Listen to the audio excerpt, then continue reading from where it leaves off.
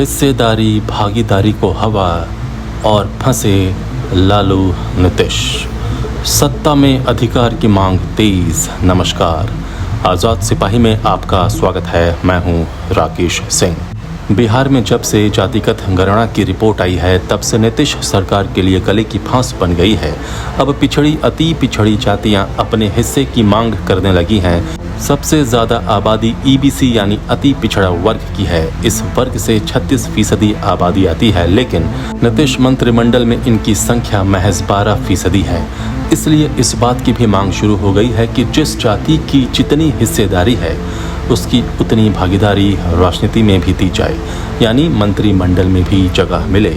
महागठबंधन के नेता नारा लगा रहे हैं कि जिसकी जितनी हिस्सेदारी उसकी उतनी भागीदारी। अब नीतीश कैबिनेट के साथ साथ महागठबंधन के नेताओं में भी हिस्सेदारी की मांग शुरू हो गई है। कांग्रेस पार्टी की ओर से जातिगत जनगणना के आंकड़ों के हिसाब से मंत्रिमंडल में नेताओं को जगह देने की मांग तेज हो गई है। कांग्रेस की तरफ से लगातार मंत्रिमंडल विस्तार की बात कही जा रही है।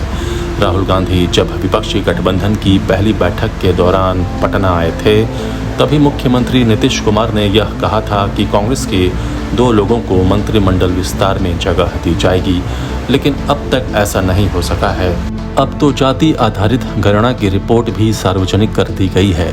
कांग्रेस प्रवक्ता असित नाथ तिवारी का कहना है कि जितनी उनकी हिस्सेदारी है, सरकार में उनकी उतनी भागीदारी नहीं है।